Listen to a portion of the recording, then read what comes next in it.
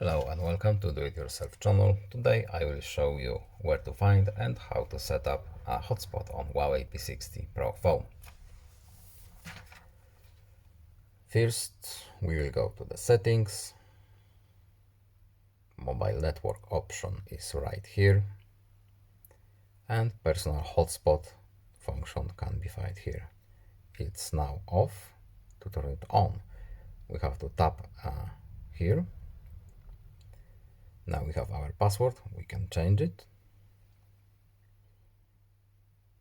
and from the top here our personal hotspot shortcut is right here.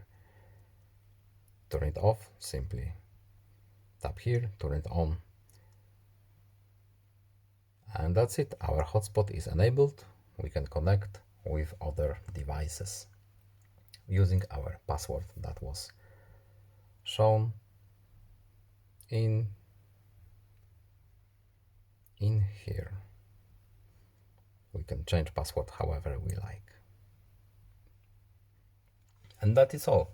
I hope this video was helpful to you. Please leave a like and subscribe. Have a good day and see you in the next video. Goodbye.